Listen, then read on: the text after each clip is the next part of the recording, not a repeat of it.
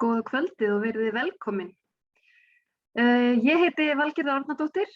Ég formaður Samtaka grænkera á Íslandi og skipulegg veganúar ásamt stjórn samtakanna og fleiri sjálfboðaliðum. Og þetta í 7. sinn sem við höldum veganúar. Og í 7. sinn sem ég stend að skipulagningu út, því ég tók nú þátt í 1. sinn, þannig að ég hef verið veganúar frá fyrsta veganúar átakinu á Íslandi 2016. En við erum ótrúlega spennt að sjá ykkur.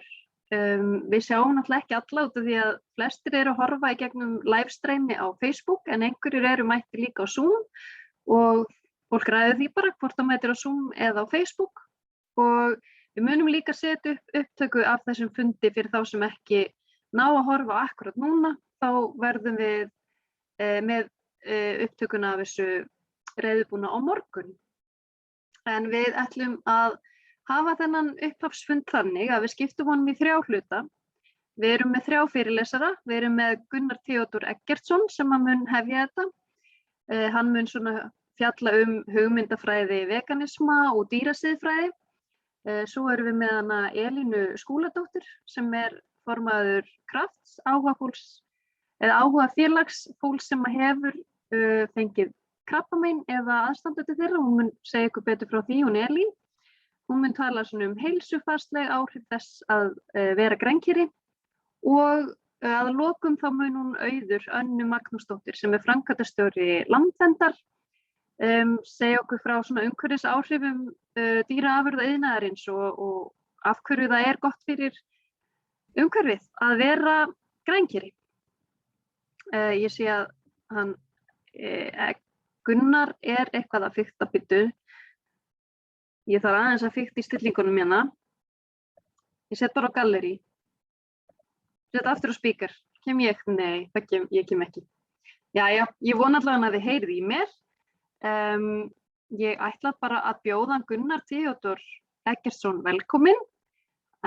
Þú vilt kannski bara sjálfur segja þér smá frá þér, Gunnar. Býtu nú að reyna að setja þig á unmute. Þú ættir að geta komið inn núna. Og þú speaker. Býtu. Ok. Já, nú sést þú í full view. Gjörðu svo vel, Gunnar.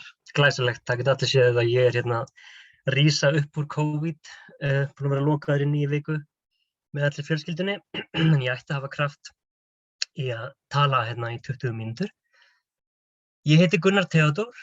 Ég rithöfundur og bókmenntafræðingur og ég hef sérhæft mig í því sem ég kalla dýrafræði eða menningarlega dýrafræði og á ensku kallast Animal Studies eða Human Animal Studies sem í rauninni það að skoða hvernig menningin mótar hugmyndir okkar önnur dýr og endurspeglar líka hugmyndir okkar önnur dýr. Þannig að ég ekki heimspekingur, ég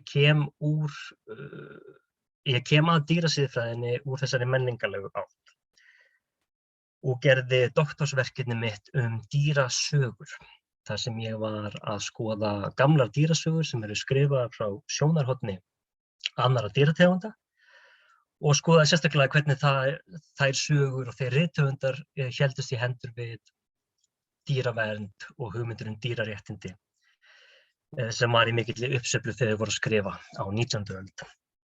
Þannig að ég kem úr þeirri átt og hef kennt námskeið dýrasiðfræði í háskólanum. Ég hef haldið fyrirlestra en eins og ég segi, ég kem ekki úr heimspekinni, ég kem úr þeirri átt að skoða dýrasiðfræðina í gegnum menninguna.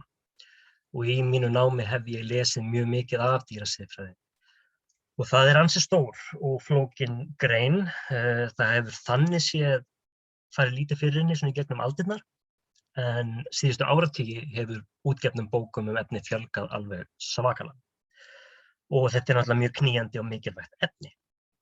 Ég ætla ekki að fara yfir alla sögu dýrasiðfræðinnar hérna á 20 mínútum, en ég ætla að nefna bara nokkur atriði sem að mér finnst vera aðalatriðin í því og líka reyna bara að kynna efnið á aðgengilegan hátt með það í huga að þið hefur mögulega aldrei jafnvel velt fyrir ykkur efninu áður. Þannig ég mér datt í hug að byrja bara á því að segja frá því hvaða var sem í rauninni kveikti þetta hjá mér. Þegar ég fór í svona siðfræðilega krísu fyrir tæpum 20 árum. Þá ég núna búinn að vera vegan í nokkur ár og búinn að vera grænmetisæta síðan 2003. Þá var ég nýbúinn að klára menntaskóla, ég var 21 árs, á leiðinni í háskóla haustið, ég var voðalega svona leitandi í lífinu að pæla í róttækni, ég hafði mikinn áhuga á róttækri pólitík og aktivisma, náttúruvernd sérstaklega, þetta sumarið þegar Kárahnjúkar eru á fullu í umræðunni og beinar aðgerðir og anarkismi, ég að lesa No Logo og Noam Chomsky og svona, en einhvern veginn vantar algjörlega þetta púsl hjá mér með dýrin. Ég hafði aldrei pælt í málefnum dýra, eins og ég þóttist vera róttækur á ýmsa vegu. Og bara ári áður var ég búinn að vera að gera grín að vini mínum fyrir að gera grænmetisæta, af því ég bara einfaldlega skildi hana ekki. Samt þóttist ég vera eitthvað svona voðalegur róttæklingur í hugsun, og pæli mannréttindum og náttúruvernd, en ekki þessu. Ég líka taldi sjálfa mig vera dýravin. Og leit á það í rauninni sem mjög stóran hluta af minni sjálfsmynd, að ég væri dýravinur og hafði gert síðan ég var strákur. Ég hafði alltaf búið með dýrum, með gæludýrum, með köttum, mörgum köttum og ég hafði haft áhuga á dýrum síðan ég var lítill, ég hafði áhuga á náttúrufræði og dýrafræði og algjörlega leita það sem stóran hluta af minni persónu að ég væri dýravinur. Þannig að mér langar að staldra aðeins við hugtakið dýravinur og velta aðeins fyrir mér hvað það þýðir, vegna þess að þarna eina svona lykilspurningum dýrasiðfræðinnar. Hvað það að vera dýravinur? Það er engin tilviljun að Peter Singer í frægu bók sinni, Animal Liberation, kom út árið 75, kom út nýlega á íslensku í fyrsta sinn, Frelsun dýra, á fyrstu blaðsíðu í útgáfunni frá 75, þá byrjar Peter Singer einmitt á að ræða þetta hugtak, dýravinur, sem hann reyndar kallar animal lover á ensku. Og hann segir frá samtali þar sem hann átti við dýravin, animal lover, sem bauð honum að koma í te þegar hún heyrði að Peter Singer var að skrifa bók dýr. Og hún hafði mikinn áhuga á því, mikinn áhuga á dýrum, og fór strax að segja honum frá öllum hundunum og köttunum sem hún ætti og hvað hún elskaði mikið dýr og voðalega hissa að heyra að Peter Singer ætti engin gæludýr. Hvernig gat einhver sem var að skrifa bók dýr ekki átt gæludýr, var hann ekki dýravinur? Og yfir tebollanum þá snæddi hún skinkusamloku.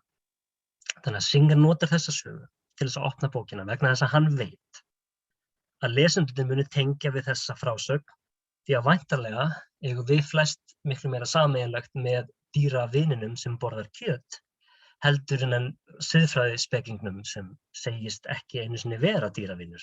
Hann segist ekki hafa sérstakan áhuga á dýrum, hann segir að það komi málinu ekkert við. Hann vill fyrst og fremst að komi sér fram við dýrin eins og skynigæddar verur og ekki sem hlutgerða auðlind fyrir mannfólkið. Þetta endurspeglar þetta mikla svona rökhyggju viðhorf hjá Singer og þessa nytjastefnu sem hann frægur fyrir. Ást, umhyggja, tilfinningasemi koma honum ekki við. Það ekki pláss fyrir það. Og Singer hefur verið gagnrýndur fyrir þetta í svona seinni tíð af öðrum dýrasiðfræðingum sem vilja einmitt koma umhyggju og samkennd inn í dýrasiðfræðina aftur sem hluta af samband okkar við dýrin. En flækjum ekki málinu að óþörfu, allavega ekki strax.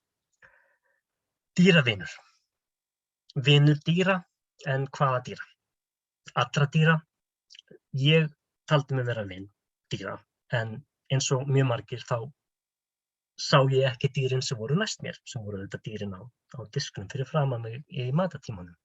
Ég var vinur gæludýra, ég hafði áhuga á dýrum, ég borðaði skinkusamlokur. Ég var í rauninni alveg eins og frúin í sögunni hans Singers. Það mjög sterkt að vera dýravinur og það mjög erfitt að heyra, maður sé kannski ekki svo mikill vinur dýra og maður hélt. Og mér langar að staldra örlítið lengur við dýravinuna því þetta merkilegt hugtak því að rætur dýraverndar á Íslandi tengjast þessu orði líka.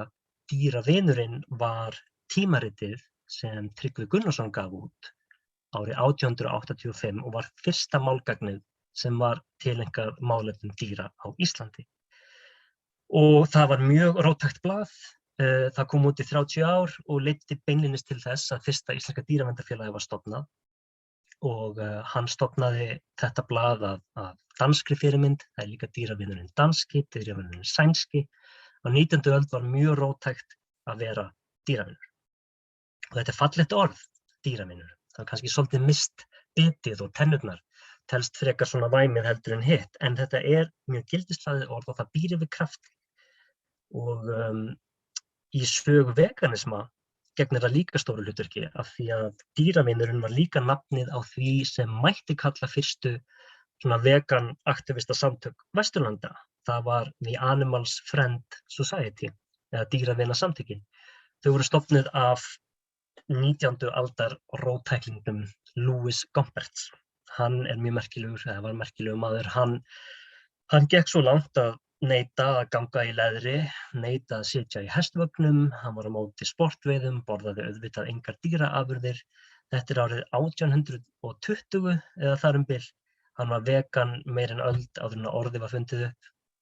Og hann, Gompertz, hann komst upp á kant við félaga sína í RSPCA sem voru aðal dýraverndarsamtök Englands og Gompertz átti sjálfur hlut í að stofna þau. Því honum fannst félagið ekki ganga nógu langt. Og það félag enn starfandi. RSPCA enn í gangi á Englandi en Animals Friend samtökin þau lognuðust út af því að Gompertz þurfti að láta störfum til að sinna veikri eiginkonu sinni. Gompertz var einn magnaðasti dýravinur 19. aldar og þótti víða væri leitað og hann eitt af mörgum dæmum hvað dýrasiðfræðin á sér langa og merkilega sögu. Og seinni tíma dýrasiðfræðingar eins og Peter Singer standa í mikilli þakkarskuld þá brautryðjendur. Singer meira segja tók sjálfur þátt í að endurútgefa eitt af lykilverkum Gompertz árið 92, 168 árum eftir að bókin kom fyrst út í London og að sjálfsögðu vísar í Gompertz í bók sinni frelsun dýra. En svo ég snúi mér aftur að þessum dýravini sumarið 2003, þessi dýravinur í Reykjavík, ég, 21 árs, sama sumar og Greenpeace komu til Íslands til að mótmæla hvalveiðum. Og þetta var bara eins og svona heimspekileg klípusaga sem ég upplifði. Því að ég var voða spenntur fyrir Greenpeace, ég fór til þeirra, ég bauð fram aðstoð mína, ég var í sjálfboðaliða vinnu fyrir þau þegar þau voru hérna og svo gerist það að það kemur liðnir að Reykjavíkurhöfn til að mótmæla Greenpeace. Og þau verður þá að hafa í huga að Greenpeace á þessum tíma vildu vera vinalegir, vildu koma fram sem málefnalegir, vildu umfram allt ekki vera eins og Paul Watson þegar hann kom hérna fyrir einhverjum áratugum síðan og sökti hvalveiðiskipunum. Þeir vildu algjörlega koma fram sem vinir og ræða málin. Þannig að þegar liðið mætti að mótmæla niður við Reykjavíkurhöfn þá kom það með hvalkjöt til þess að grilla. Og Greenpeace liðar komu út til þess að bara grilla með þeim og hafa það kósí og spjalla og þau grilluðu kálfakjöt. Og þetta var kveikjan hjá mér algjörlega, það sem maður kallar núna hugrænt misræmi, cognitive dissonance, þegar það eru bara tvær hugmyndir í gangi í hausnum á öðru og þær ná ekki saman. Mér fannst ógeðslegt að borða hvalkjöt, mér fannst ógeðslegt að borða kálfakjöt, en ég borðaði sjálfur nautakjöt, lambakjöt, fisk, allt þetta. Og þarna fannst mér eitthvað ósamræmi verið í gangi hjá Greenpeace og ég einhvern veginn bara datt út úr því að vilja vera með þeim og lagðist undir feld og fór í mikla svona skoðun á sjálfum mér og endaði því að gera skræmmetisæta það haustið, af því að ég áttaði mig á því að ég gat ekki samræmt þetta ógeð sem ég sá á þessum dýrategundum við það að borða sjálfur dýrin sem samfélagið hafði kennt mér að væri í lagi að borða. Og ég held að sé krúsjál í þessu að ég hafi hort á þau grilla kálfakjöt. Ég efast ég veit ekki, ég velti fyrir mig hvort ég hefði brugðist eins við ef þetta hefði verið nautakjöt eða jafnvel lambakjöt. Og þetta náttúrulega mjög stórt í samfélaginu. Það þykir ógeðslegt að borða sum dýr og ekki önnur. Mörgum finnst ógeðslegt að borða lunda en ekki rjúpur, hesta en ekki naut, hunda en ekki svín. Við vorkennum smáfuglunum út í frostinu en hámum í okkur kjúkling eins og ekkert sé. Við í rauninni hólfum niður samkennd. Samkennd með þessu dýri og ekki þessu. og erum við þá dýravinir? Þetta náttúrulega ein stærsta spurning dýrasiðfræðinnar. Hvers vegna þetta dýr og ekki hitt? Og siðfræði almennt stendur og fellur með samræmi. Það þarf að vera samræmi í siðfræðinni. Eitt skal gangi yfir alla, annaðhvort eiga allar mannverur mannréttindi skilin eða engar. Og leið við byrjum að hólfa niður mannfólk eftir hópaskiptingu, þá siðfræði komin á ansi hálan ís.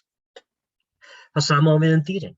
Það engin siðfræðilegur munur á milli skynigettra tegunda, þetta bara mismunur sem við mannfólkið höfum ákveðið og fest í sessi einmitt í gegnum oft menninguna. Dýrasiðfræðin reynir að höggva á þetta og viðhalda samræmi umfram allt hvað varðar alla hugsun dýr og hegðun okkar gagnvart þeim óháð tegundahóp. Og samræmin líka lengra en það. Önnur lykilspurning dýrasiðfræðinnar hvers vegna mannfólk en ekki önnur dýr? Ef mannfólk á ákveðin réttindi skilin, svo sem að þurfa ekki að þjást, að njóta frelsis, að láta virða líf sitt, hvers vegna má ekki yfirfæra sömu grunnréttindi yfir á aðrar dýrategundir? Þetta eru flóknar og áleitnar spurningar sem hafa fylgt mannfólkinu að minnsta kosti síðan við sögum fyrst skilið við náttúruna og ákveðum að loka okkur inn í borgum. Þá drógum við línu í sandinn og sögðum þessi dýr tilheyra okkur hérna inni, hin dýrin búa villt þarna úti. Við mannfólki erum ekki hlutað í villta, við erum hlutað í siðmenntaða. Við tökum sum dýr inn til okkar, hvaða skyldum gegnum við gagnvart þeim og við skiljum önnur dýr eftir en göngum samt á landera og svæði. Hvaða skyldum gegnum við gagnvart þeim? Það í senn traustvekjandi hugsun og líka dálítið ónotalegt að vita til þess hvað dýrasiðfræðin teygir anga sína langt aftur. Og ég vil endilega þið fáið smá tilfinningu fyrir því. Hvað við höfum lengi velt fyrir okkur samband okkar við dýri, við mannfólkið. Við sem erum að velta þessum málum fyrir okkur núna á 21. öldinni erum í mjög góðum félagsskap af því að margir mætismenn og konur hafa haldið málefnin á lofti í gegnum aldirnar. Það einn samtíma dýrasiðfræðingur, að skrifa núna, Gary Steiner, og hann hefur haldið því fram að öll helstu rök dýrasiðfræðina núna á 20. og 21. öldinni hafi þegar verið komin fram í fornöld. Umræða réttindi dýra, rangmæti kjötáts, dýrafórnir og tengsl tegunda á milli má finna í ritum fornaldarspekingana. Allt aftur til kenninga Pýþagórasar sem oft kallaður fyrsta heimspekilega grænmetisæta.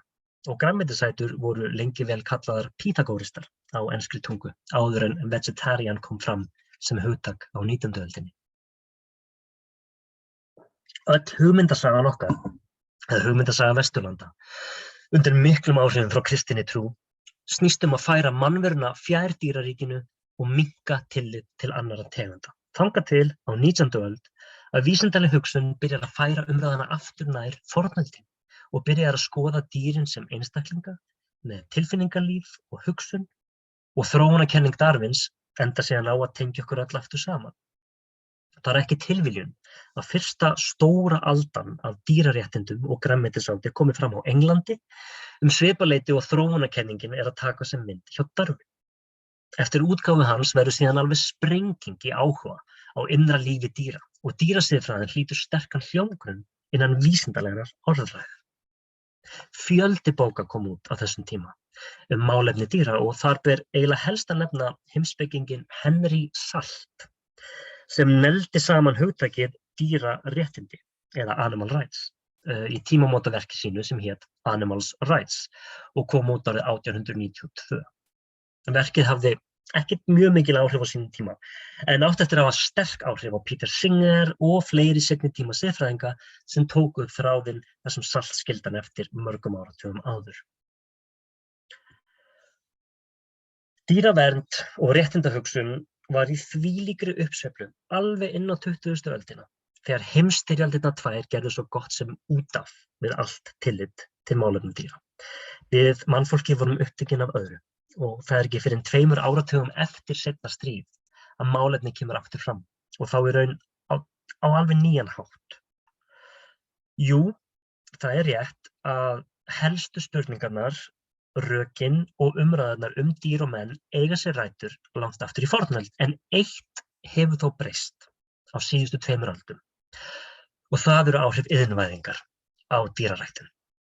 Árið 1964, og já, það svona langt síðan, árið 1964 gaf Ruth Harrison út mjög merkilega bók sem hét Animal Machines og Harrison svipti hulunni af verksmiðjubúum sem eiginlega fólk vissi ekki að væri til og allir þeirri þjáningu sem ríkir inn á slíkum búum.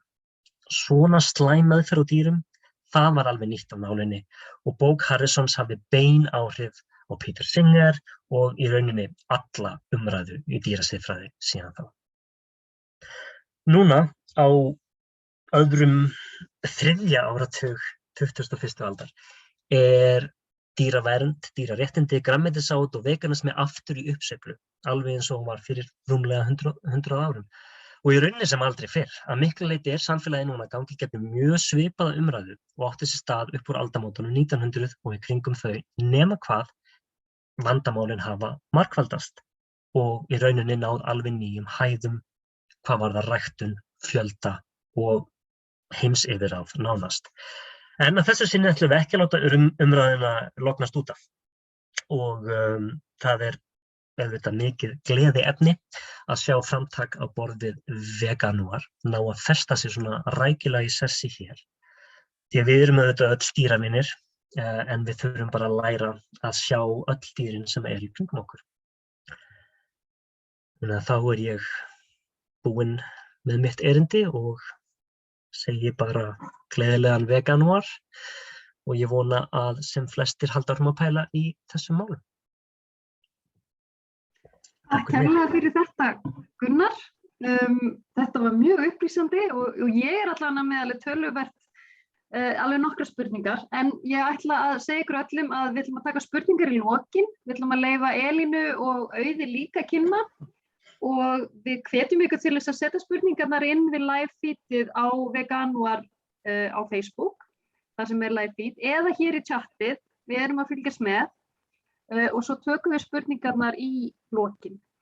En nú ætlar hún Elín að tala svona heilsufarsleg áhrif grænkera lífstíls. Ég vona hún komi upp núna sem speaker. Elín, gjör svo vel. Hæ, heyrið mér? Já. Komið öll bless og sæl. Ég heiti Elín Sandra og skúladóttir og ég menntaður viðskiptafræðingur. Ég með meistaragráðu í fjármálum fyrirtækja og svo ég búin að klára allar einingar í íþrótta heilsufræði við HÍ líka. En ég sem sagt á eftir að leggja lokahönd á ritgerðina mína, þannig að ég vil ekki villa á mér heimildir. Á daginn þá sem sagt starfa ég fyrir héraðssaksóknara við rannsóknir bæði á efnahagsbrotum og umhverfisbrotum. En eftir vinnu þá sinni ég börnunum mínum og ég eyði miklum tíma í eldhúsinu og svo ég stjórnarformaður Krafts sem félag, stuðningsfélag fyrir ungt fólk sem hefur greinst með krabbamein og aðstandendur. Og fólki sem okkar félagsmenn eru á aldrinum 18 til 40 ára. Svo ég alveg líka sérlegur áhugamaður áhrif grænkerafæðis á heilsu. Og 2019 þá hélt ég ráðstefnu sem ég kallaði Vegan heilsa, þar sem Dr. Caldwell Esselstyn, Sherin Kassam og næringarfræðingurinn Brenda Davis sögðu frá heilsufarslegum ávinningi þess að borða grænkerafæði. Í dag þá fær 1 af hverjum 3 Íslendingum krabbamein einhvern tímann á lífsleiðinni. Og það má alveg leiða þess líkum að hinir 2, þeir séu eða verði aðstandendur. Meðalaldur þeirra sem greinast með krabbamein eru 65 ár og þetta eru árlega 1600 Íslendingar sem greinast með krabbamein. Í okkar hópi, Kraftshópi, þá þetta 70 ungir einstaklingar og árlega eru líka 10 til 12 börn sem greinast. Líkamar okkar, bæði minn líkami og ykkar líkamar, þeir eru alltaf að framleiða krabbameinsfrumur og líkamar forfeður okkar framleiddu krabbameinsfrumur Og það meira svo vísbendingar það að risaeðlur hafi framleitt krabbameinsfrumur. En risaeðlur fengu ekki krabbamein og forfeður okkar fengu miklu minna krabbamein heldur en við. Þannig að við höfum varnir til þess að verjast krabbameini. Við höfum drápsfrumur sem að ráðast á þessar krabbameinsfrumur og varna þess að þær fjölgi sér. En það eitthvað að gerast í líkamanum okkar sem að veldur því að þessar varnir þær virka ekki eins og skyldi. Og af hverju skyldi það vera? Áður en ég held lengra ætla ég kannski aðeins að segja ykkur frá minni vegferð af veganisma. Hann hófst 30. apríl 2017. En fræinu var í sjálfu sér sáð miklu fyrr. 2010 þá greindist móðurbróðir minn með alvarlegt heilaæxli, svona alveg að verstu gerð. Og hann lifði bara í 2 ár og hann var matvælafræðingur og hann var mjög upptekinn af rannsóknum á áhrifum alls konar fæðuhópa á vöxt krabbameina. Og þegar hann var bara rétt áður en hann deyr, þá sit ég með honum og hann að segja mig frá þessum rannsóknum og ég man sérstaklega eftir að hann var að tala mjólkurvörur og svo var hann líka að tala sykur og í rauninni að segja bara að þetta væri eitthvað sem maður ætti ekki að borða. Og ég man alveg þegar hann var að lýsa þessu fyrir mér og þessum rannsóknum að ég fekk alveg svo í magann og mér leið illa og ég hugsaði bara ég ætti eiginlega að gera eitthvað í þessu. Sem ég svo gerði ekki, ég hefði gert, en 30. apríl 2017 þá var ég að fara að sofa. Strákurinn minn átti afmæli daginn eftir, hann hefði búinn að vera að undirbúa afmælið hans allan daginn og ég finn svona hnút í brjóstinu á mér og ég bara svona, get alveg sagt ykkur það að ég vissi bara þá og þegar að ég var í alvarlegum vandræðum. Við tók svona nokkra vikna greiningarferli og það kom í ljós að ég var sem sagt með 2 æxli í vinstra brjósti sem voru orðin stór og það var byrjað að fara sýkjast á mér eitlarnir og svo voru líka grunur að það væri byrjað að myndast krabbamein í hinu brjóstinu.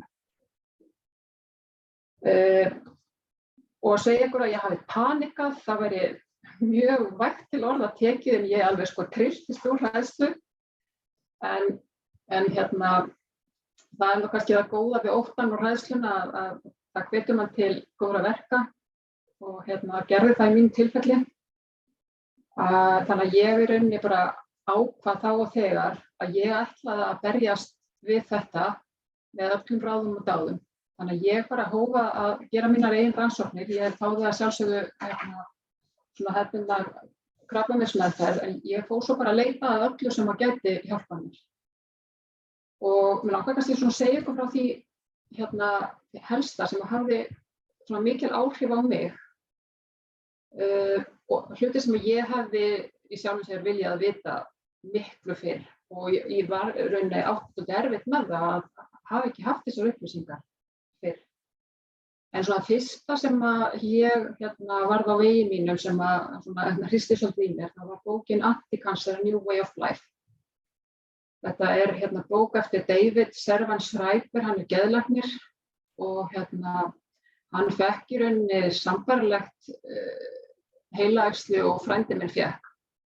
Og svo meðal líftími frá greiningu fyrir fólk sem fær svoleiðis mein svona 18 til 24 mánuðir. Þá eru flestir látnir. Og hann gerði þetta bara nákvæmlega sama og ég. Hann fór að viða að sér alls konar rannsóknum og útgangspunkturinn hans var í rauninni að skoða lífslíkur sínar. Og í rauninni lífslíkurnar, þær grafið, það lítur svona út, fólk lifir kannski flestir svona einhverja mánuði, svo fleiri, svo eru alltaf einhverjir, það á í rauninni við öll löng gengin krabbamein. Það verður alltaf svona hali á kúrfunni, þannig að það er þarna fólk sem að lifir miklu lengur heldur en lífslíkar vera að segja til um. Og hann vildi í rauninni vita, af hverju er það? Er það tilviljun? Er fólk bara heppið? Eða er það að gera eitthvað sem að hefur áhrif? Og niðurstaðan bara er að það eru hlutir sem að hafa bara verulega mikil áhrif og þetta fólk er að gera.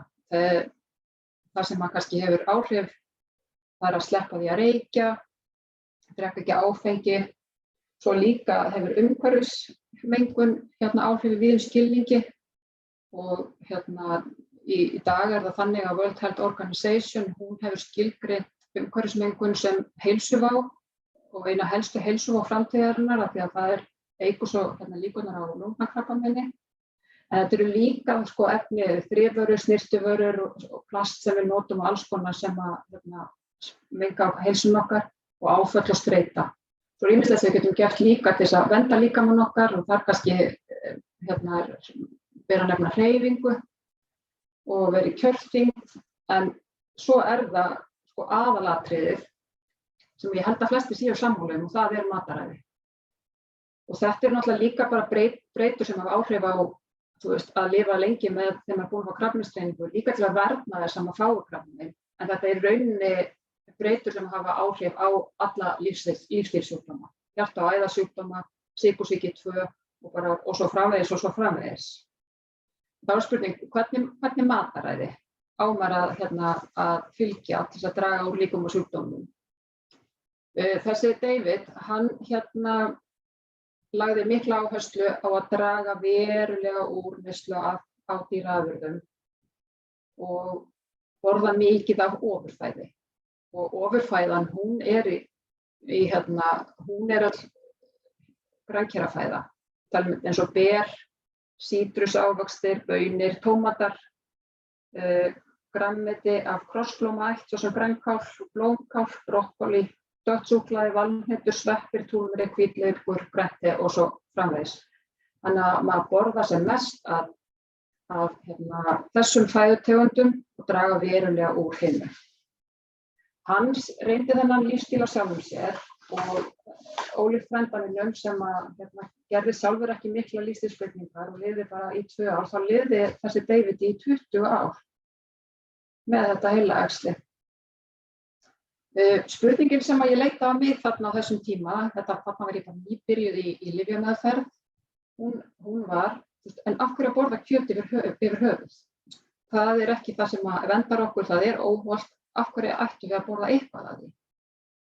Og mér langaði svolítið að finna einhvern hóp þar sem að lifði svona lífstíl, það tæki bara alveg út neyslu af dýraafurðum. Það fannst mér mjög áhugavert að lesa rannsóknir á aðventistunum í Loma Linda í Kaliforníu ríki í Bandaríkjunum.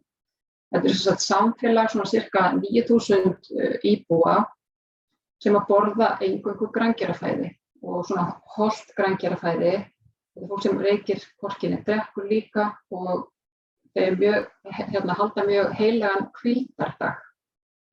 Og þetta er sem sagt fólk sem lifir að meðaltali 10 árum lengur heldur en aðrir samlandar þeirra. Þannig að það kemur svo greinilega vel fyrir þá. Og á sama tíma, svo eftir að ég fór að lesa þetta, þá fór ég líka að kynna mig vel rannsóknir hans Dr. Colin Campbell sem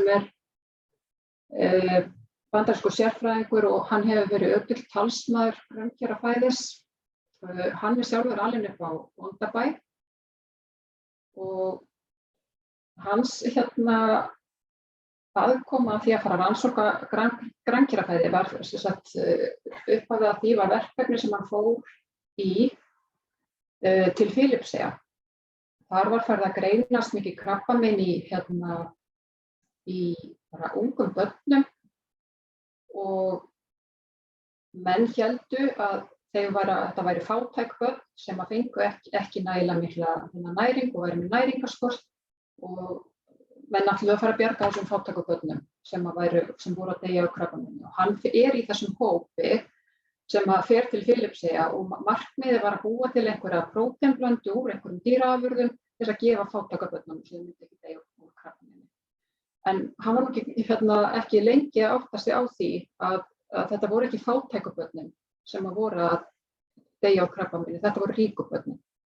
Það voru ríku börnin sem voru að breyta mataræðinu sínu og auka verulega neyslu af dýraafurðum og kjöti. Og á sama tíma og hann var í þessum rannsóknum þá var birt rannsókn á Indlandi sem að honum þótti mjög áhugaverð. Þetta eru sem sagt rannsóknir á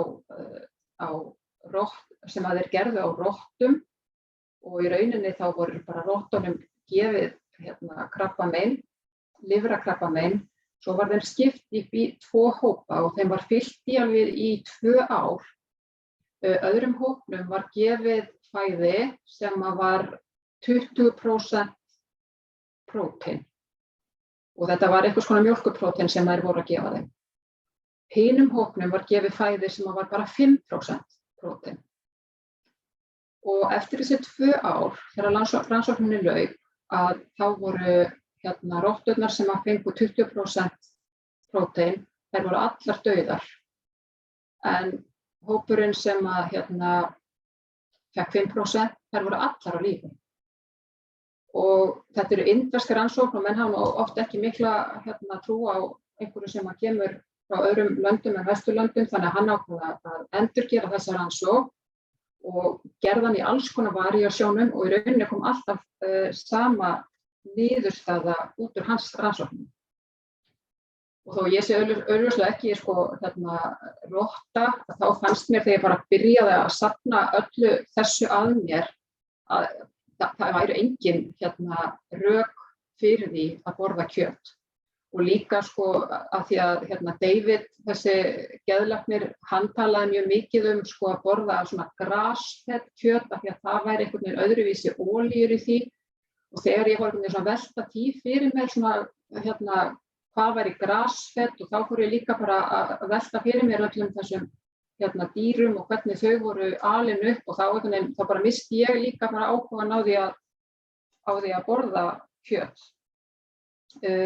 Þannig ég eyddi minni krabbameinsmeðferð í að lesa mig til og taka út fæðutegundir eina af öðrum. Ég tók fyrst út mjólkurvörur, það var bara því að frændi minn hafði sagt mér það og það sat í mér og svo þegar ég bara var búin að klára meðferðina þá var ég búin að taka allar afurðirnar út. Og þetta ég oft verið spurt hvort þetta sé ekki erfitt að gera þetta á svona tíma og þú veist, bara svona þvert á móti. Þetta gaf mér ótrúlegan styrk að gera þetta og þannig að ég sest niður 3 sinnum á dag og gert eitthvað gott fyrir mig og líka fyrir dýrin og jörðina og það er eitthvað sem ég trúði mikið á þannig að þetta kom mér alveg yfir þessa meðferð. En sem sagt ég byrjaði á því að fara í lyfjameðferð, ég fór í mig þunga lyfjameðferð, svo þurfti ég að fara í 2-falt brjóstnám og svo átti ég að fara í líka geisla eftir það. Góður árangur af svona meðferðin sem ég fór í var talin vera á krabbameinslækninum mínum að æxlin mín myndi minnka svona sirka 50%. Hann sagði mér það og við lögðum að stað að það gæti verið góður árangur og ég gæti verið glöð með þann árangur. En svo eftir lyfjameðferðina þá fór ég í skurðaðgerð og þá kom í ljós að krabbamein mín var alveg horfin. Þannig að hann taldi mig bara vera svona rosalega heppna sem að ég get svo sem sjálfur sér alveg tekið undir en ég held að mín heppni hafi verið allir þessar konur og menn sem voru búin að skrifa þessar bækur og rannsóknir sem ég var búin að lesa. Þannig að ég þakka því alfarið fyrir það. En svo hef ég líka svona bara svolítið áhuga á að skoða hvernig En hvernig þetta almennt fyrir þennan hóp sem ég núna tilheyri fyrir grænkera? Krabbameinstíðnin lægri og það ekkert langt síðan að var birt rannsókn í Bretlandi þar sem var að fylgja tæplega 60.000 Bretum í 15 ár og þar kom í ljós að miðað við Bretar sem að borða heilsusamlegt, venjulegt mataræði að þá eru þeir eða krabbameinstíðni þeirra sem að skilgreina mataræði sitt vegan 19% lægri, 11% lægra hjá þeim sem skilgreina mataræði sitt grænmetisfæði og 12% lægra fyrir þá sem skilgreina mataræði sitt pescetarian, eða þá borða þeir fisk. Það náttúrulega líka mikilvægt þegar maður að skoða svona rannsóknir að hafa það í huga að náttúrulega grænkerar rosalega breiður hópur og sérstaklega þegar við kemur að heilsu og þær rannsóknir sem að koma náttúrulega bestar út eru á svona heilfæði eða svona óunnu veganfæði. Og ég nokkuð viss það að ef hópurinn væri þrengdur niður að þá kæmu tölurnar ennþá betur út heldur en þetta hérna.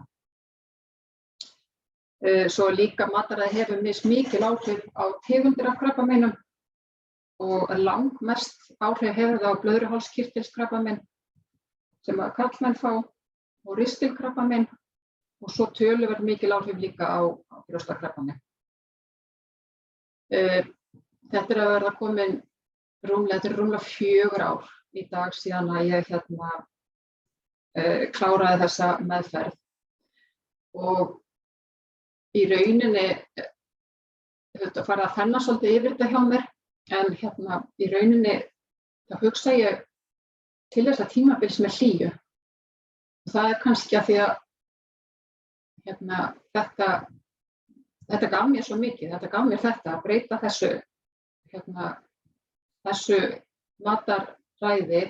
Það var svona spark í rassinn fyrir mig og ég veit ekki alveg, ég vona en ég veit ekki alveg hvort ég hefði gert þetta ef ég hefði ekki fengið svona þungt spark í rassinn. Og þetta í sjálfu sér ein svona merkilegasta og mikilvægasta ákvörðun sem ég hef tekið í mínu lífi og ef það einhverjir sem eru ekki búin að svissa þá langar mér alveg bara heilshugar að hvetja ykkur áfram. Þetta er stórkostlegt. Og þegar maður búinn að gera þetta eins og þó ég hef gert þetta svona pínu sjálfsælskulegum ástæðum að þá fylgdi þessu líka bara svo mikið léttir. Þannig að ég bara hvet ykkur til þess að taka þátt í veganúar og líka fyrst þið eru nú að gera þetta yfir höfuð og þá veit ég ykkur til þess að líka prófa hollar uppskriftir og borða sem mest af þessari ofurfæðu. Takk kærlega fyrir. Takk kærlega fyrir þetta Elín og að deila þessu og gefur manni mikinn innblástur inn í veganúar. Ég verð að segja það. Og ég tek undir það að ég er núna búin að vera 6 ár vegan eftir að hafa tekið þátt í veganúar fyrir 6 árum og þetta eina áramótaheitið sem ég hef staðið við á ævinni og ennþá að. En ég reyndar ætlaði, núna fekk ég samviskubit, ég sit nefnilega og að drekka malt og að borða vegan sörur út í að það afgangur frá því á jólin og ég ætlaði að fara í hreinsun í janúar, svo hugsaði ég, ég ætla nú að klára það sem til, enga matasóun. En það líka innblástur, ég efast að hvítur sykur sé ofurfæða, er það ekki rétt hjá mér? Nei, þannig að ég núna bara eftir þessa malt tekið út hvítan sykur. En ég ætla að bjóða hana Auði Önnu Magnúsdóttir að vera næst með sína kynningu umhverfisáhrif grænkerafæðis og dýraafurðaiðnaðarins. Bara Auður, gjörðu svo vel. Takk fyrir og takk kærlega fyrir að bjóða mér að vera með. Veganúar alveg svakalega skemmtilegu mánuður og hefur læknað janúar að því að vera næst leiðilegasti mánuður ársins. Ég búin að vera vegan í 7 ár með stuttu hléi í milli og ég hef ekki borðað kjöt í 13 ár. Og ég segi eins og Elín að þetta langbesta ákvörðun sem ég hef tekið. Ég með doktorspróf í lífefnafræði og hef verið mikið í rannsóknum, lífvísindum og ég starfa núna sem framkvæmdastjóri Landverndar. Kynningi mín pínulítið vísindalega og það fullt af gröfum og þetta bara svo svakalega mikilvægt og ég bara bið ykkur að svona gefa mér smá tækifæri og leggja ykkur pínulítið fram að reyna að skilja þetta. Þetta svona þetta ekkert flókið en margir verða hræddir þegar þeir sjá gröf. Mér finnst þetta bara vera besta leiðin til að segja margt með einni mynd.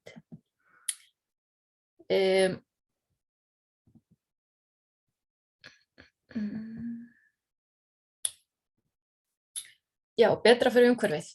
Það betra fyrir umhverfið að vera vegan. Og ef þið nennið ekki að hlusta á mig röfla hérna með fullt af gröfum, þá þetta bara take home message. Það betra fyrir umhverfið að vera vegan. En við kannski förum aðeins út í það hvers vegna það betra fyrir umhverfið að neyta ekki dýraafurða. Það eru meiri upplýsingar á landvernd.is og svo má alltaf hafa samband við mig. Stærstu og brýnustu áskoranirnar í umhverfismálum eru hrun vistkerfa og eyðing búsvæða. Sú áskorun sem fær mesta athygli og mest talað núna losun gróðurhúsalofttegunda. En þessar tvær áskoranir tengjast mjög mikið og þær tengjast meðal annars í gegnum áhrif dýraiðnaðarins á umhverfið.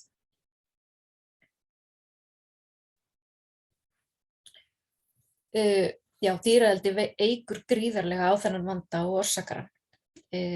Það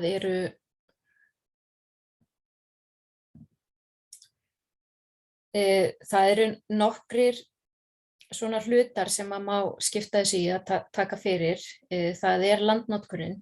Það þarf gríðarlega mikið beitiland fyrir dýraeldi og það þarf gríðarlega mikið ræktunarland fyrir dýraeldi. Og þegar við búum til beitiland eða ræktarland, þá eyðum við náttúrulegu vistkerfi sem var þar fyrir. Náttúrulegu vistkerfi sem voru fyrir eru til dæmis votlendi eða skógur sem hverfur þá og kemur ekki tilbaka nema með mjög miklum aðgerðum á okkar hálfu. Dýraeldi notar rosalega mikið vatn, en vatn og hreint vatn sérstaklega að verða skortnum skammti á mjög mörgum svæðum í heiminum. Þó það sé ekki vandamál hérna. Dýraeldisiðnaðurinn notar mjög mikið af efnum sem eru hættuleg fyrir umhverfið. Það til dæmis tilbúin áburður og sýklalyf. Og dýraeldi losa gríðarlega mikið af gróðurhúsalofttegundum. Það bæði frá landnotkun, frá skepnunum sjálfum og orkunni sem þarf í dýraeldið. En þegar verið að tala losun gróðurhúsalofttegunda frá dýraeldi, þá yfirleitt ekki teknar inn tölur landnotkunina. Og ef við viljum bara hugsa þetta svolítið rökrétt, að þá svona hefðbundið ferli í matvælaframleiðslu eða til dýraeldis þannig að skref 1 að rækta plöntur, skref 2 að gefa dýrunum plönturnar, skref 3 að vinna matvælin á einhvern hátt, helst bara borða það beint og rækta það sjálfur, og skref 4 svo að gefa mönnum matinn. En við vitum, og eins og Elín talaði hérna áðan, að þetta hér alls ekki nauðsynlegt, þetta algjör óþarfi. Við getum bara borða plönturnar beint eða svona hérna. Þannig að það sem við erum í raun að gera að láta öll næringarefnin, alla orkuna, próteinin og allt saman fara í gegnum þennan millilið hérna sem dýr. Og við þurfum ekki á þessum millilið að halda á neinn hátt. Það eina sem hann gerir að nota meiri orku og meiri af öllum auðlindum. Þetta væri kannski ekki svona mikið vandamál ef að heimurinn væri ekki svona sjúkur í dýraafurðir. Og ef við skoðum þessa mynd hérna, þá sjáum við að landbúnaðardýr langmesti massi dýra á jörðinni í dag. Þetta sem sagt massi landbúnaðardýra, þetta massi manna og öll fæðuframleiðsla í heiminum fer í þetta hérna. Síðan hérna villt spendýr og þið sjáu þau eru miklu, miklu léttari eða miklu, miklu færri og hér eru svo villtir fuglar. Þetta sýnir okkur svolítið hvað vandamálið er stórt og hvað það að taka þetta hérna aukaskref verður gríðarlega mikið álag á jörðin okkar. Prótein og orkunýting dýraafurða er mjög slæm. Þessar tvær myndir sýna þetta. Próteinnýtingin til dæmis, það er að segja fyrir hvert gramm af próteini sem við setjum inn í dýrið, þá fáum við 24% út ef við erum að framleiða mjólk, við fáum 25% út ef við erum að framleiða egg, en við fáum bara 4% út ef við erum að framleiða nautakjöt. Þannig að allt próteini sem við gefum nautinu, það hverfur. Allt próteini sem að plönturnar framleiða, það hverfur í raun og veru. 96% af próteininu hverfur. Og það sama á við þegar við skoðum orkunýtni, það er sem sagt kaloríurnar sem að fara inn í gegnum dýrin, í gegnum þetta milliskref 2.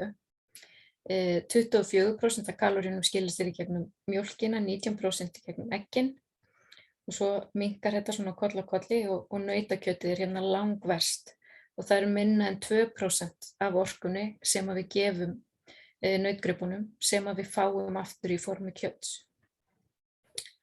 Og þegar maður veit þetta þá meikar náttúrulega ekkert sens að vera að senda fæðuna í gegnum millileiðin sem eru dýr, sérstaklega þegar við þurfum ekki á því að halda borða kjöt. En það eru svona núansar í þessu og við getum skoðað til dæmis losun gróðurhúsalofttegunda sem að fylgir dýraeldi. Það eru fleiri gröf.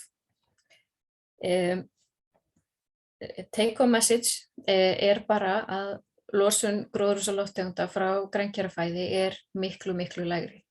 Fyrir þau ykkar sem að hafa áhuga á vísindagreinum þá eru hérna tvær mjög góðar greinar úr NAS og Nature sem er vert að skoða.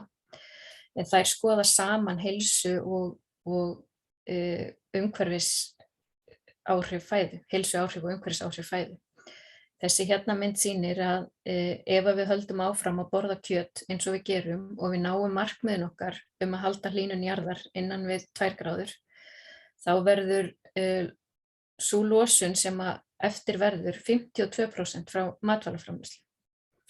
Ef við hins vegar borðum þetta heilbrigðara fæði sem er þá minna á mjólkurvörum, minna sykri og minna af dýraafurðum en samt eru þær inni, þá verður þessi tala 37%. Það er semst prósent losuninnar frá matvælaframleiðslu af heildarlosun. En ef að heimurinn yrði vegan, þá er þetta aðeins 15% af heildarlosuninni.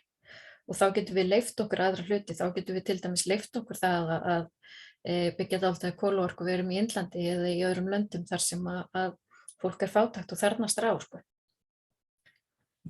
Þetta hérna segir í raun það sama í þessari grein þá tóku þeir ekki fyrir veganfæði heldur bara grænmetisfæði. Ef að við höldum áfram á sömu braut þá mun losunin 2050 aukast 2 gigatonn miðað við 2009 en ef allir verða grænmetisætur þá dregst hún saman sirka 0,5 gigatonn. Og það er það sem við viljum. Við viljum draga úr losun gróðurhúsalofttegunda. Losunin frá dýraafurðum, hún kemur frá öllum þáttum dýraafurðaframleiðslunnar. En stærsti hlutinn kemur frá kindum og nautgripum sem þá aðallega ropa metani út í andrúmslofti sem er gríðarlega sterk gróðurhúsalofttegund. En það eru líka fleiri atriði eins og fóðurframleiðsla. Þessi dýr þurfa náttúrulega að borða mjög mikið og forgangsatriði í líkamsstarfsemi dýranna er ekki að búa til kjöt þó að það sé hluti af því, heldur að viðhalda dýrinu og allt fóðrið sem við búum til með öllum áhrifunum á umhverfið fara í það að viðhalda dýrinu og þetta hefur gríðarlega mikla losun í för með sér, sérstaklega þá áburðarnotkun. Síðan er þetta risastór iðnaður sem notar mjög mikið orku, til dæmis eldsneyti og í húshitun. og svo þessi landnotkun þar sem að tölurnar frá landbúnaði losun eru ekki teknar inn. Þeim haldið sér en landnotkunin yfirleitt á yfirleitt rætur sínar að rekja til landbúnaðar eða framleiðslu dýraafurða. Hérna á Íslandi þá niðurgreiðum við landbúnað og við styrkjum landbúnað því við viljum stunda landbúnað í Íslandi og ég held að við sem erum vegan við viljum halda áfram að stunda landbúnað í Íslandi. En megnið af niðurgreiðslunum til landbúnaðar, hann fer til framleiðslu á dýraafurðum, bæði í gegnum beinastyrki og tollavernd, þó að eitthvað fari til grænmetisframleiðslu líka. Og sérstaklega mikið fer til framleiðslu á nautakjöti, mjólk og kindakjöti. Þetta það sem langverst þegar kemur að losun gróðurhúsalofttegunda.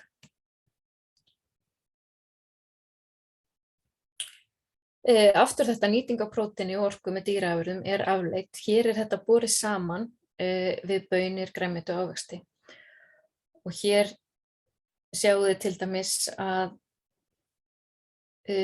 losun frá baunum per kaloríu eða per próteinígildi 40 sinnum meiri frá nauta- og lambakjöti heldur en baunum. Og ástæðan fyrir því að grænmeti og ávexti frekar hátt hérna að við erum að miða þetta við prótein eða kaloríur og grænmeti og ávextir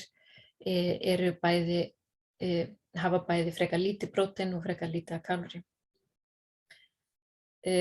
Og það mjög gott að muna þetta þegar þú ert að hugsa hvað best fyrir loftslagið. Það ekki að borða nauta- og lambakjöt því að losunin per kilokaloríu eða per prótein gríðarlega mikil og margfalt meiri heldur en til dæmis frá baunum, hveiti eða hrísgrjónum, maís. Ég sagði áðan að hin risastóra áskorunin sem við stöndum frammi fyrir mikil hnignun vistkerfa og dýraeldi ábyrgt fyrir stórum hluta af því.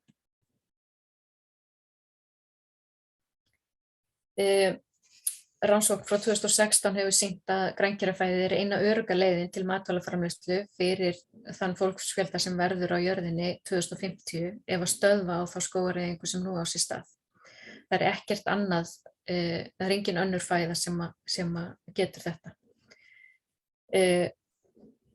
Margar rannsóknir sýna að til þess að borða grænkerafæði þá þurfum við 50% minna landsvæði til ræktunar. Í mörgum þessum rannsóknum því haldið fram að það þurfi mjög sérstök landsvæði til þess að framleiða grænkerafæði. Ég legg ekki alveg trúna á það og margar af þessum rannsóknum eins og stóra Lancet-rannsóknin sem kom 2018 sem bar saman heilsusamlegt mataræði og umhverfisáhrif.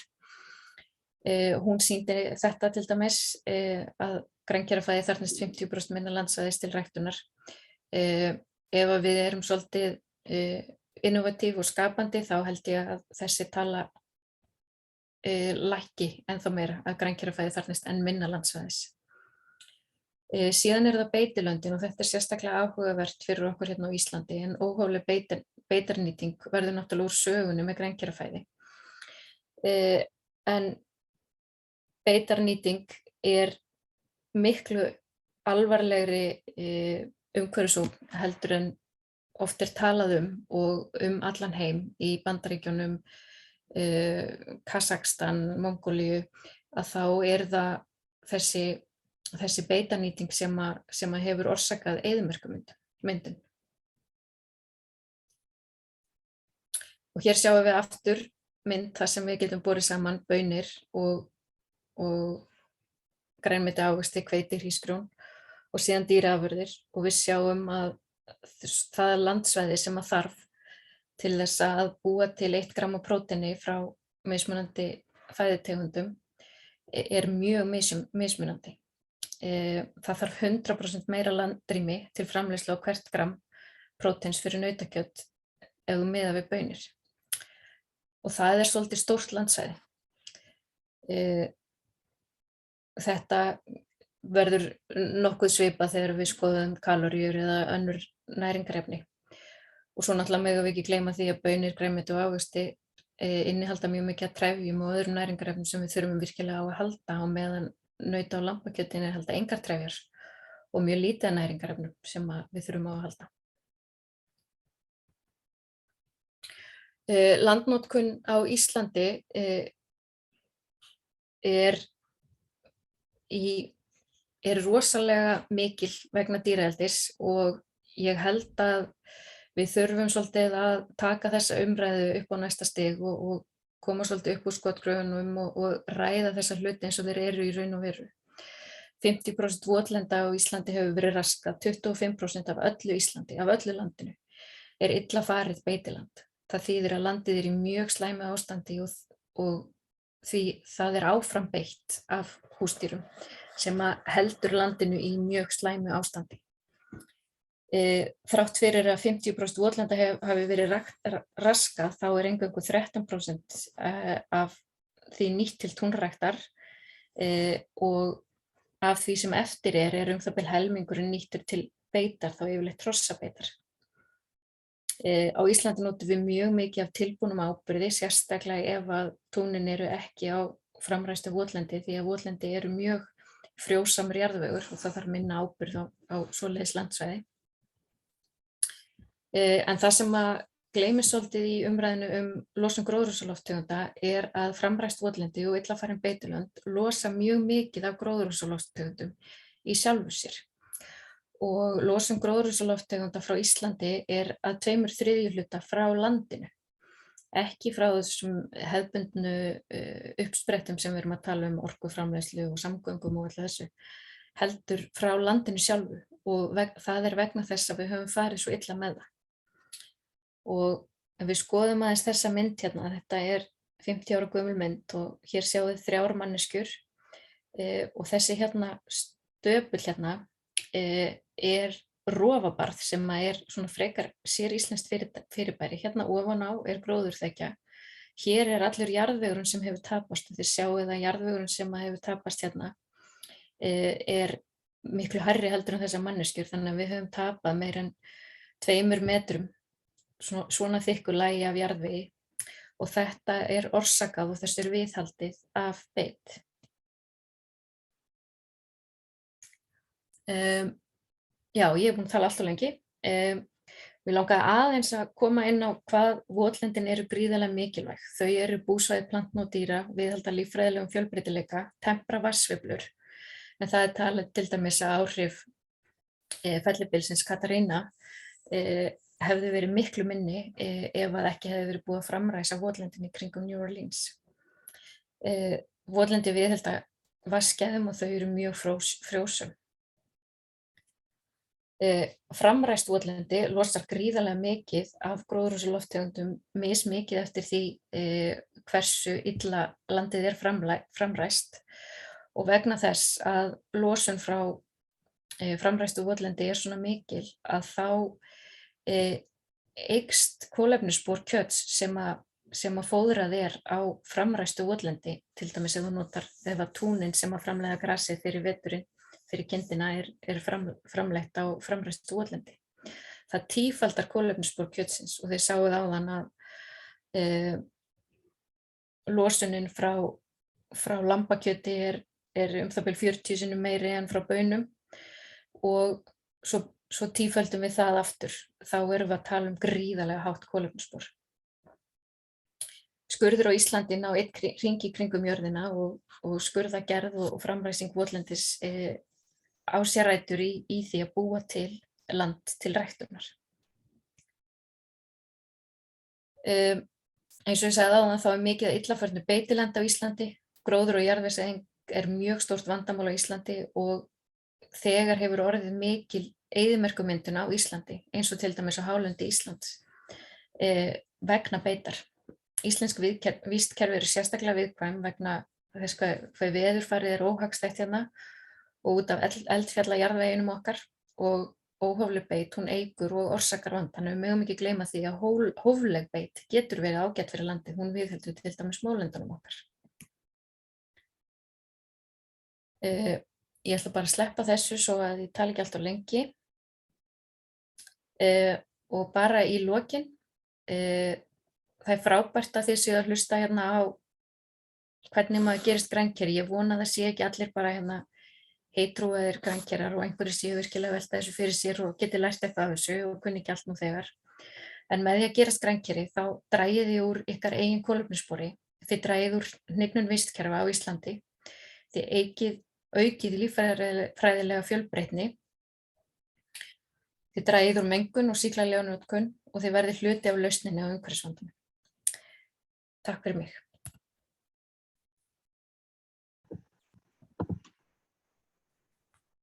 Takk kærlega fyrir þetta, Auður. Mér fannst þetta mjög spennandi glæra sem að þú slepptir.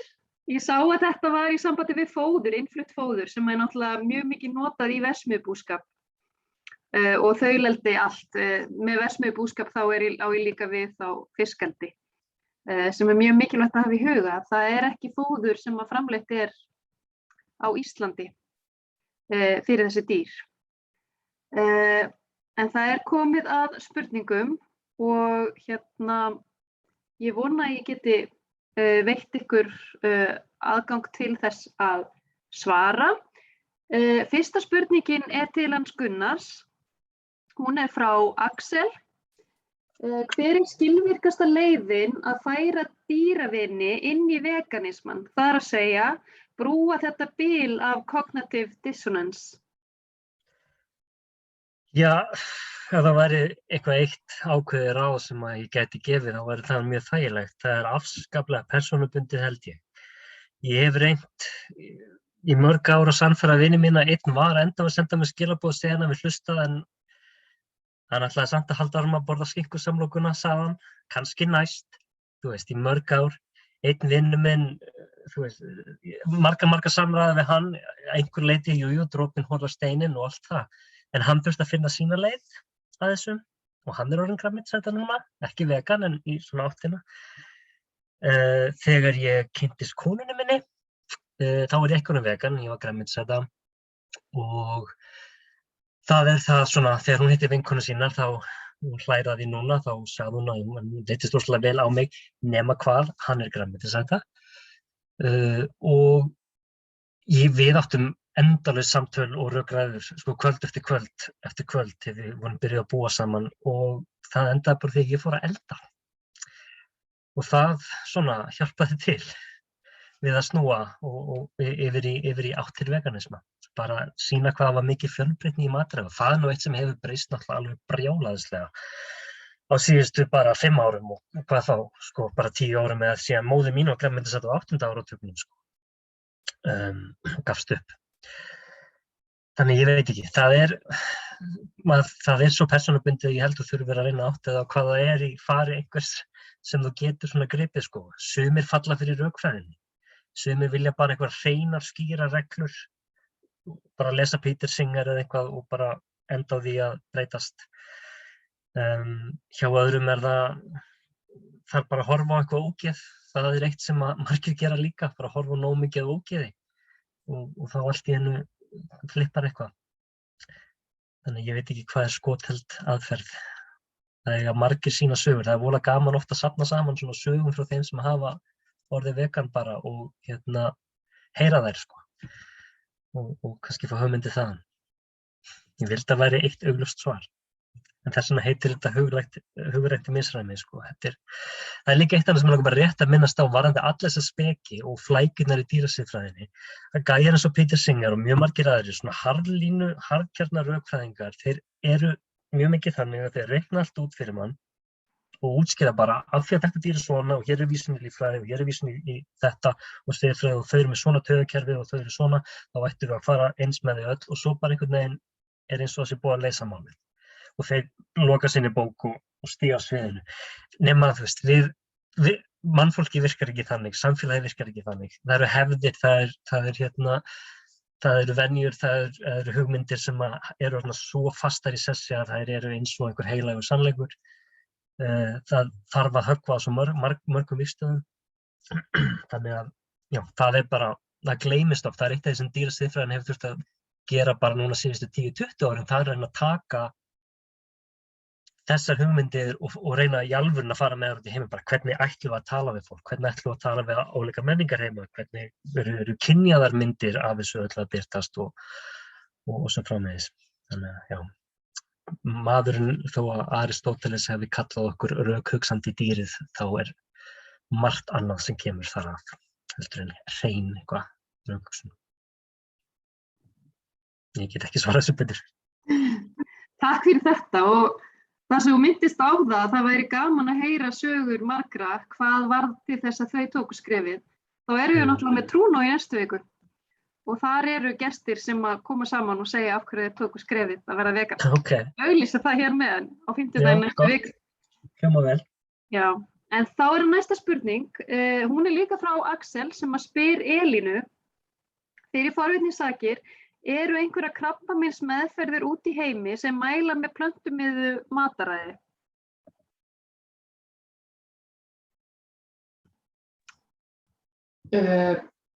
Já, það er alveg bara seinustu ár, bara frá því að ég greindist, þegar ég ákvað að gera þetta, þá byrjaði ég á að eiginlega fela þetta fyrir krabbameinslæknum mínum. Því að það var fordómar á spítalanum, sko, en þetta breytast svolítið hratt. Til dæmis kanadísku krabbameinssamtökin, þau eru með eitthvað svona veganúar átak í nóvember og svo eru spítalar og krabbameinslæknar sem bara eru farnir að sérhæfa sig í svona meðferðum. Þannig að þetta er svona held ég bara alveg á byrjunarreit og augu fólks eru byrjað að opnast en heilbrigðiskerfið, það er svolítið svona alltaf miðað við sko lyf og þessi tæki sem þau hafa, þannig að þetta er svona kannski ekki, liggur oft ekki nálægt áhugasviðið þeirra, en ég held við séum svona kannski rétt að íta okkur út af byrjunarreit. Það er tengt þessar spurningu, þá kemur Jóhannes með spurningu. Finnst þér þessi viðbrögð læknis þíns að hann hafi talað að þú hefðir einfaldlega verið mjög heppin vera ríkjandi innan heilbrigðisstéttarinnar almennt? Það er að segja að þessi tregi til að horfa til þeirra rannsókna sem þú vísar í og ráðleggja fólki að breyta mataræðinu eins rótækt innan gæsalappa og þú gerðir. Sko, þetta er alveg klárlega, það er ekki bara tregi. Ég á vinkonu sem að gerði þetta og gerði aðra hluti og gekk rosalega vel hjá henni og hún lenti bara í svona hálfgerði svona bara árás frá sínum lækni. Þannig að já, það er tregi til þess að gera það alveg klárlega. Já, og fyrst ég er með því þá er ein spurning í viðbót. Hún er reyndar mjög svipuð. Hvernig fannst þér viðmót heilbrigðisstarfsmanna að vera til vegan mataræðis í krabbameinsmeðferðinni? Var eitthvað rætt þetta frá þeirra bæjardyrum? Frá Evu, þessi spurning. Eins og ég segi, þegar ég byrjaði á þessu þá skynjaði ég svona bara eitthvað, eins og þetta væri svona eitthvað, ég var að gera eitthvað sem ég ætti ekki að vera að gera, sko. Þannig að ég er svona reynd að fela þetta, en svo þegar ég sagði þetta þá var hann svona, já, þetta er bara allt í lagi, ég sé ekkert að þér og eitthvað svoleiðis. En jú, svo voru aðrir læknar og einn læknir sem að meðhandlaði mig, honum fannst ég vera eitthvað svona hálf mjó og hann sagði, guð, ég ætla nú vona ekki að sért ekki orðin svona vegan. Þannig að jú, það er alveg fordómar en svona ég held að þetta er svona hægt og rólega að breytast. Ég held líka það sem skiptir máli í því samhengi að það eru sérfræðingar Krabbameinsfélagsins, næringafræðingar þar sem eru svona byrjaðar að tala þetta. En sko ég finn það líka því að ég er náttúrulega mikið inn á gafli í Krabbameinsfélaginu og þeir eru líka hræddir. Þeir eru hræddir við eitthvað, segja eitthvað í þessa átt og verða öfgafullar því þá eru þeir hræddir við að fá held ég holskefluna á móti sér á læknasamfélaginu, þannig að þetta er ennþá svona pínu óþægilegt.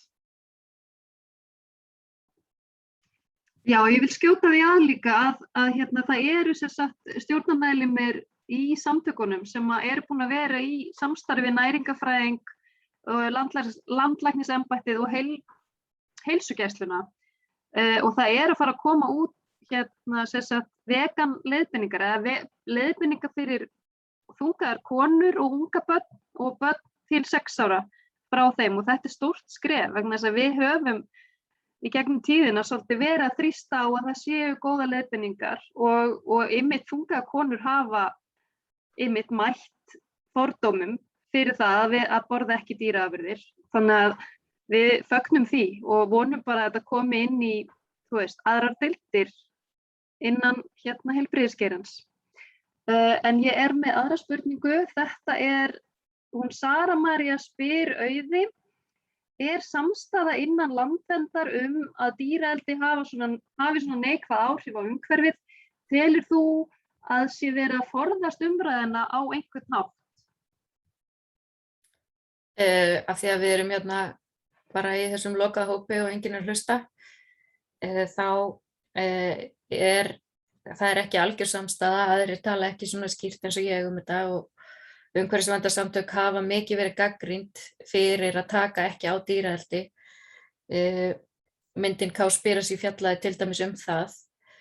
Það eru margir sem finnst að vera mjög skrítið að langflestir umhverfisverndarsinnar borða kjöt og finnst það ekki fara saman því að þetta eitt af einfaldasta sem þú getur gert í þínu lífi og það sem hefur eiginlega mest áhrif á þitt eigið kolefnisspor. Fyrir utan það að vera ekki að fljúga til Tælands einu sinni í mánuði.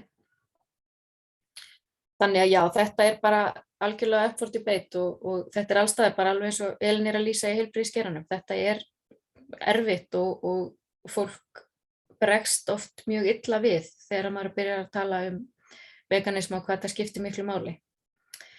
En Landvernd hefur tekið þátt í veganúar þetta ekki 4. árið eða 3. árið? Þetta 3. árið sem við tökum, nei 4. árið. Þetta 4. árið sem við tökum þátt í veganúar og það hefur verið algjör samstaða það.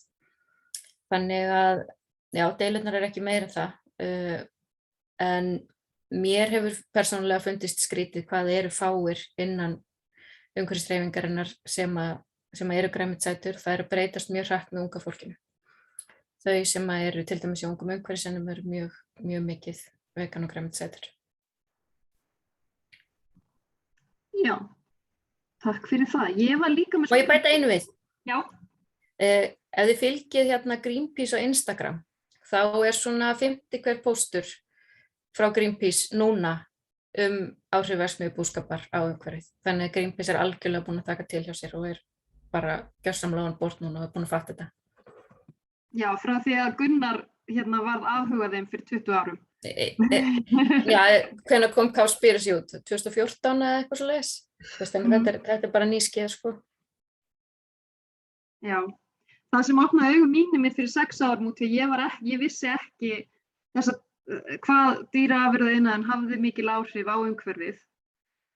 Það var bara þegar að Sæunn sem þá var formaður samtakanna sagði að grænmetisæta á Hummer mengar minna heldur en kjötæta á hjóli. Og þetta bara svona, ég var bara, hvað hún að tala? Ég verð að vita meira. Og svo fékk maður einmitt þessar staðreyndir, eitthvað af því sem að þú sagðir, en svo vitum við ennþá meira í dag og sérstaklega á Íslandi. Og mín spurning snýr að því, þið í Landvernd eru búin að vera mjög öflug að þrýsta á stjórnvöld bæði að endurheimta votlendi og annað og einnig að þrýsta á að rækta mat annan heldur en dýraafurðir. Hvernig sérð þú þetta? Sérð þú árangur núna af þessum þrýstingi eða finnst þér stjórnvöld ennþá vera svolítið með hausinn í sandinum? Þetta til Auðar. Já, algjörlega. Stjórnvöld eru ennþá með hausinn í sandinum. Þetta eru mjög öflugir þrýstihópar. Þetta mjög íhaldssöm ríkisstjórn sem hlustar mjög mikið á hlutina eins og þeir voru og ekki á hlutina eins og þeir ættu að vera. Það heyrist mjög lítið grænmetisfæði og vegan frá til dæmis þeim flokki sem að kenna sig við það að vera grænn. og mjög lítið frá ríkisstjórninni og ég sé ekki fyrir mér að í tíð þessara ríkisstjórnar þá muni styrkjakerfi breytast að neinu viti í áttina frá því að niðurgreiða það sem hefur verst áhrif á umhverfi okkar. En ég er að reyna að láta mig detta í hug einhvern svona jákvæðan punkt til að enda á. Jú, þetta er að verða miklu minna svona tabú og fólk er að verða miklu sáttara við að við ræðum þetta. Mjög mikilvæg rannsókn sem kom út 2020 frá landgræðslunni, samstarf landgræðslunnar og bænda sem sýndi þetta svart á hvítu hvað landið er virkilega illa farið af beit. Þannig að við erum að nálgast en þetta tekur allt og langan tíma. Takk fyrir. Ég er þá með spurningu til Gunnars. Hafa viðhorf fólks breyst eitthvað síðan þú varst grænmetisæta? Það er að segja, hvernig finnst þið viðhorf fólks vera núna miðað við fyrir tæpum 20 árum? Já, algjörlega. Ég geti eiginlega kannski helst svaraði þannig að ég kenndi þarna þetta námskeið við Háskóla Íslands sem var í menningafræðinni, bókmennafræðinni og líka í kvikmyndafræðinni, sama námskeið. Það sem ég skoðaði dýrasiðfræðina út frá menningu og bókmyndum og listum. Fyrst árið 2010 og þá þurfti ég að útskýra, já það var ég mjög lengi, liðu nokkra vikur og ég þorði að byrja að tala eitthvað siðfræðilegt. Og ég þurfti að útskýra eiginlega allt frá grunni. Svo kenndi ég það aftur 3 árum síðar, 2013, og þá strax fann ég mun hjá nemendum að það var bara einhvern veginn allir aðeins svona fróðari. Og síðast kenndi ég það 2017 og þá þurfti ég nánast ekki að útskýra nein hugtök, þó hvort það væri bara veganismi eða dýraréttindi eða frelsishyggja eða spesísismi eða eitthvað svoleiðis. Það var eins og að það var bara komið miklu sterkar út í samfélagið. Og 2010 líka sem dæmi, þá var ég með stofu 4 í Háskólabíó og gat sýnt bíómyndir. Við horfum á fullt af bíómyndum. Þar á meðal, landliðanámskeiði, þá sýndi ég Earthlings, sem er náttúrulega mjög erfið og ljót mynd. Og ég sendi ítrekkaðar aðvaranir á undan og sagði fólki kynna sér þetta og horfa, og það var magnað hvað samt fólk kom af fjöllum árið 2010. Og ég held líka árið 2017, þá bara var fólk miklu meðvitaðra. Fólk, þetta eru nemendur í hugvísindum í háskólanum, þetta er kannski, ákveðið lokaður hópur, þannig sé, en þetta var samt. Mér fannst þetta að vera einhvers konar mælikvarði, allavega þennan áratug, hvað það var mikill munur hjá nemendum hvað þetta var sýnilegt. Þannig að hvað það var þar algjörlega. Og hvað var það náttúrulega bara framboð og vörum og hvað er auðvelt, eins og ég segi. Ég held að ég hefði örugglega orðið miklu fyrr vegan ef þetta hefði verið orðið svona mikið í boði núna eins og var þarna. Það hefði verið þá eins og það er núna, segi ég. Já, takk fyrir þetta. Þetta er líka mín upplifun sem betur fer út því að maður er í þessari baráttu og maður vill sjá árangur. Ég er með spurningu frá Geir til hennar Elínar. Ég mætti á vegan heilsuráðstefnuna í Hörpu og mér fannst fyrirlesarar gagnrýna að margt vegan fólk væri í raun að neyta ruslfæðis. Kók og Prins er jú vegan, ekki heilsufæði. Mér fannst þau leggja áherslu á heilt jurtafæði, elda frá grunni en ekki tilbúin matvæli sem merkt eru vegan. Hvernig er hægt að leggja áherslu á meira heilt fæði hjá fólki sem er fyrst og fremst að hugsa dýraverndina en ekki heilsuna?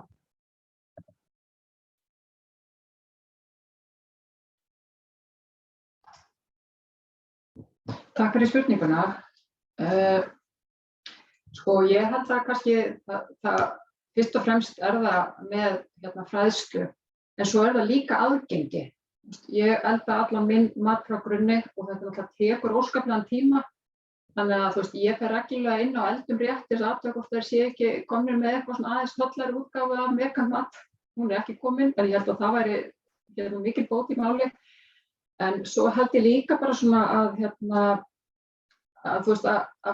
þetta sé svona sameining, að við séum í rauninni að hugsa veganisma, við erum öll einhvern veginn saman og mér hefur fundist sérstaklega að þetta hefur verið erlendis, þá er þeir sem að borða holt, þeir eru margir á móti veganisma og þeir eru að borða eitthvað plöntumiðað og þú veist, þegar ég skýrði ráðstefnuna sem ég hélt, þá skýrði ég hana vegan heilsa bara því að þetta er bara mér hugleikið.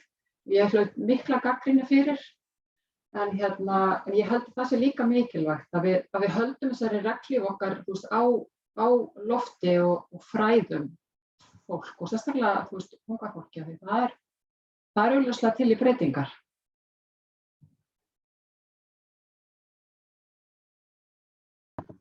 Það önnur spurning hérna til Elínar. Nei, þetta er spurning til Auðar, afsakið. Grétar spyr, vegan mataræði er greinilega meðal þess besta sem hægt er að gera fyrir umhverfið persónulega, en ertu líka með hugmyndir hvað sé sterkt fyrir okkur, hvernig sé sterkast fyrir okkur að berjast fyrir að breyta kerfinu til hins betra? Hvað getum við gert til að breyta kerfinu til hins betra? Landvernd hefur talað mikið fyrir því til dæmis að við breytum styrkjakerfinu alveg frá grunni þannig að það hætti að vera afurðamiðað. Það myndi þá þýða að bændur fái greitt fyrir að stunda atvinnu á bílum sínum og nýta landið til þess að búa til verðmæti, en það sé óháð afurðunum. Og eins og þetta er núna, þá færðu borgað fyrir lítra mjólk eða kíló lambakjöti. Og það þýðir að það verður gríðarlega erfitt fyrir bændur að breyta þó þeir vilji það. Og við þurfum að fá þessa fyrstu bændur með sem að þó vilja gera þetta. Núna er það þannig þeir geta það í raun og veru ekki, þeir eru læstir inn í kerfinu. Og það myndi vera mjög mikilvægt fyrsta skref.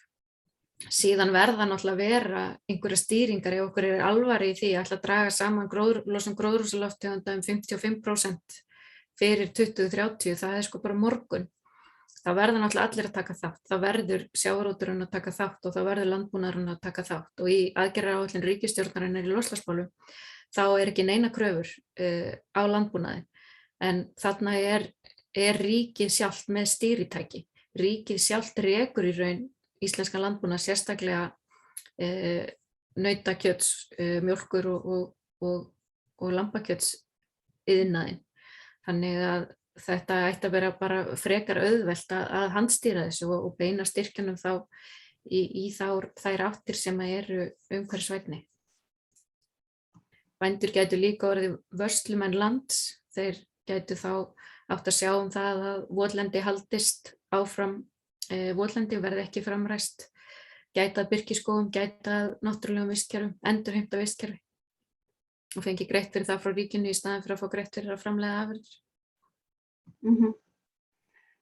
Það önnur spurning til þín frá henni Lóunu.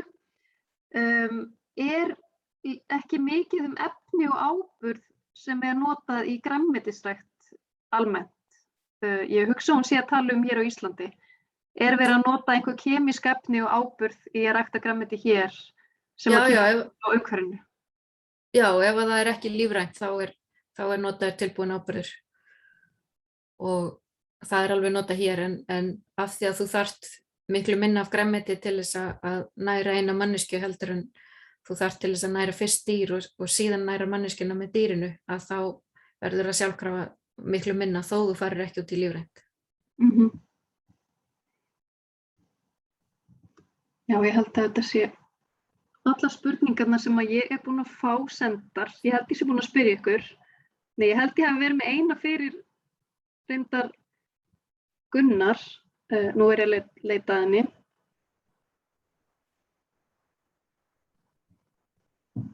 Nei, ég finn hann ekki, en ég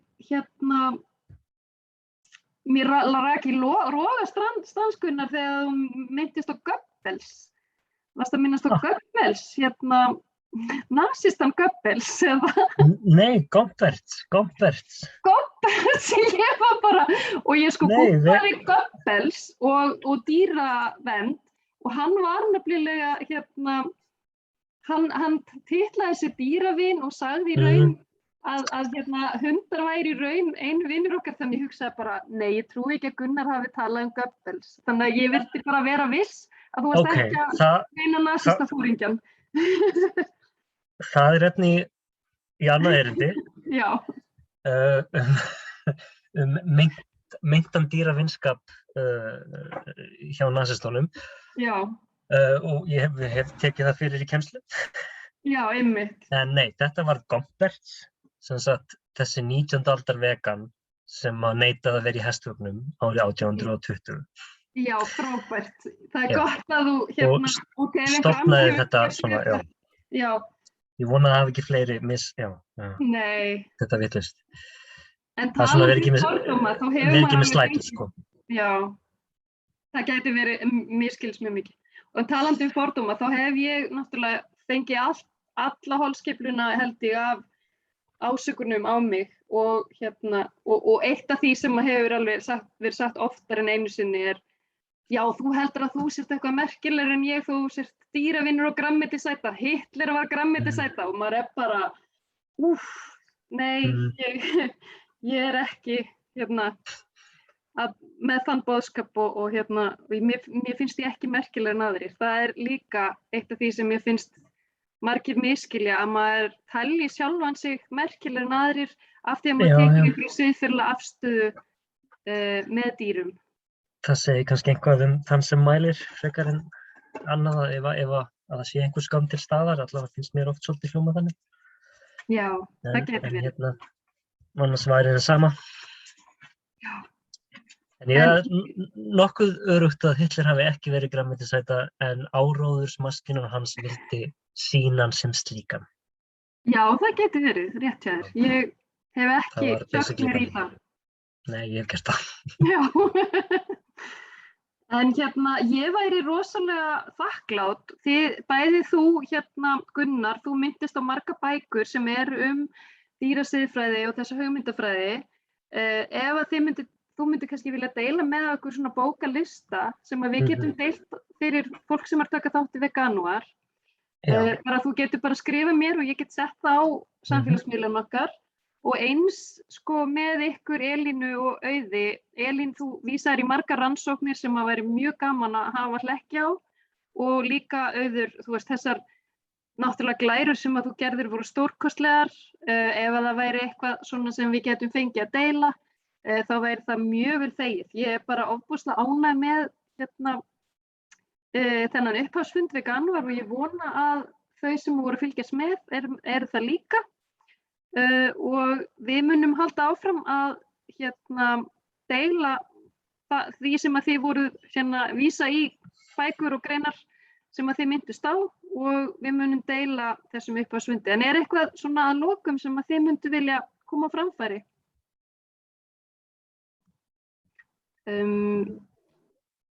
Já, Auður? Bara þetta með að vera merkilegur en aðrir,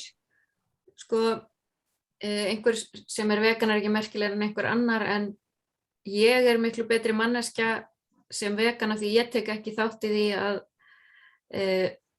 pynta og myrða dýr eða borga einhverjum fyrir að gera það heldur en ég væri ef ég væri ekki vegan. Þannig að vegan ég er betri en ekki vegan ég. Þó ég sé ekki betri en einhver annar sem er ekki vegan. Takk fyrir þennan punkt. Og ég er líka sammála því að mér finnst ég vera betri manneskja eftir ég var vegan bara fyrir sjálfa mig. Af því að ég er ekki með samviskubit yfir því sem ég borða og yfir því sem ég kaupi. Og og ég er líka bara mjög viðkvæm manneskja. Ég vildi minnast á það, Gunnar, ég er fegin að hafa ekki verið í þessum tíma hjá þér og því ég hef aldrei horft á Earthlings og mun aldrei gera það. En svo þekki ég fólk sem hefur sagt mér, ég horfði 3 á Earthlings og þá tók ég þessa ákvörðun. Sem að í rauninni það var bara svona pína sjálfa sig til þess að, þú veist, og bara það eru mismunandi hlutir sem virka fyrir fólk. Já, en ég ætla bara að þakka ykkur kærlega fyrir og ég er að fá spurningu en ég skil hann ekki, gætu þið farið aðeins út í járn? Já, ætli þetta sé ekki vísa til Elínar, járn upptaka. Það er algengur misskilningur að við séum með járnskort, vegan fólk. Elína, verð þú eitthvað það að segja?